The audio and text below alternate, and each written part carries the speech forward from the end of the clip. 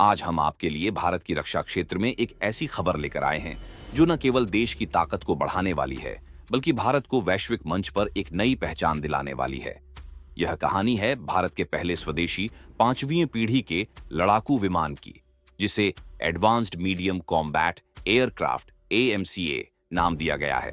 आइए इस ऐतिहासिक खबर को आपके लिए डिकोड करते हैं और जानते हैं कि यह भारत के लिए क्यों है इतना खास। मुख्य खबर: भारत का 5th generation fighter jet Bharat के रक्षा मंत्रालय ने हाल ही में मेड इन इंडिया 5वीं पीढ़ी के लड़ाकू विमान के प्रोडक्शन मॉडल को मंजूरी दे दी है। इस महत्वाकांक्षी परियोजना में सरकारी और निजी कंपनियां मिलकर काम करेंगी। इस विमान की पहली टेस्ट फ्लाइट 2028 में होने की उम्मीद है और यह भारत को विश्व के उन चुनिंदा देशों की श्रेणी में ला खड़ा करेगा जो अपने स्वदेशी 5th जनरेशन फाइटर जेट विकसित कर चुके हैं। वर्तमान में केवल 3 देश, अमेरिका, रूस और चीन ही इस तकनीक को विकसित कर पाए हैं। हालांकि दक्षिण कोरिया और तुर्की भी इस दौड़ में शामिल है, लेकिन भारत का यह कदम उसे इस प्रतिस्पर्धा में एक मजबूत दावेदार बनाता है। भारत के पास अभी चौथी और 5वीं पीढ़ी के फाइटर जेट्स हैं, जैसे कि हाल ही में फ्रांस से खरीदे गए राफेल विमान जो 4.5वीं पीढ़ी के हैं। लेकिन 5वीं पीढ़ी का कोई स्वदेशी विमान हमारे पास नहीं है और यही इस परियोजना को ऐतिहासिक बनाता है।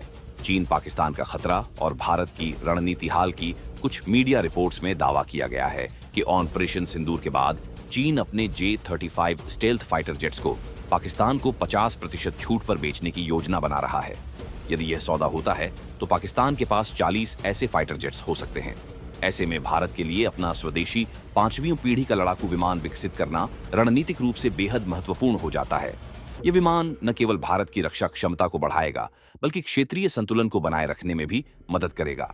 क्या खास है 5वीं पीढ़ी के फाइटर जेट में?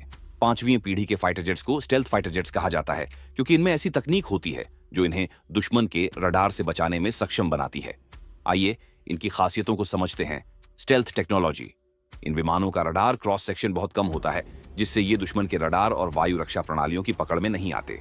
इनकी सतह बेहद चिकनी होती है, जिसमें कोई उभार या जोड़ नहीं होते, जो रडार सिग्नल्स को कम करते हैं। इंटरनल वेपन्स बे: पुरानी पीढ़ी के विमानों में मिसाइलें बाहर लगी होती थीं, लेकिन 5वीं पीढ़ी के जेट्स में मिसाइलें विमान के अंदर रखी जाती हैं, जिससे रडार डिटेक्शन और भी मुश्किल हो जाता है। विशेष कोटिंग: इन विमानों पर एक खास पेंट या कोटिंग होती है जो रडार की किरणों को परावर्तित करने की बजाय अवशोषित कर लेती है। एडवांस्ड सेंसर्स: इनमें 360 degree unified battle space view देने वाले सेंसर होते हैं जो पायलट को युद्ध क्षेत्र की पूरी जानकारी प्रदान करते हैं। सुपर कंप्यूटर जैसा सॉफ्टवेयर: इन विमानों को फ्लाइंग सुपर कंप्यूटर कहा जाता है। उदाहरण के लिए अमेरिका का F-35 जेट 70 लाख लाइनों की कोडिंग के साथ दुश्मन को आसानी से लॉक और नष्ट कर सकता है। सुपर क्रूज: ये विमान ध्वनि की गति से दोगुनी रफ्तार से उड़ सकते हैं, वो भी बिना आफ्टरबर्नर अतिरिक्त ईंधन खपत के। मैंड अनमैंड टीमिंग: ये जेट्स युद्धक ड्रोन्स के साथ मिलकर काम कर सकते हैं, जिन्हें हवा से ही लॉन्च किया जा सकता है। रियल टाइम डेटा ट्रांसफर: ये विमान ग्राउंड बेस्ड रडार से हर समय जुड़े रहते हैं और व्हाट्सएप मैसेज की गति से डेटा भेज और प्राप्त कर सकते हैं। वैश्विक परिदृश्य और भारत की स्थिति दुनिया में अभी अमेरिका के पास F-20 रैप्टर लगभग 1230 करोड़ और F-30 लगभग 940 करोड़, चीन के पास J-20 और J-30 60 से 1000 करोड़ रुपए और रूस के पास सुखोई सरासावल 500 से 600 करोड़ रुपए जैसे 5वीं पीढ़ी के जेट्स हैं। अमेरिका ने F-45 को 19 देशों को बेचा है, जबकि F-22 और चीन के J-20 को किसी अन्य देश को नहीं बेचा गया ताकि उनकी तकनीक गुप्त रहे। रूस ने भारत को सुखोई 57 की तकनीक साझा करने और भारत में इसे विकसित करने का प्रस्ताव दिया था, लेकिन भारत ने स्वदेशी AMCA पर ध्यान केंद्रित करने का फैसला किया है। इस परियोजना पर लगभग 15,000 करोड़ की लागत आएगी। भारत का यह कदम इसलिए भी महत्वपूर्ण है क्योंकि स्वदेशी तकनीक से बना विमान दुश्मनों के लिए रहस्यमयी होगा, जिससे उनकी रणनीति को नाकाम करना आसान होगा।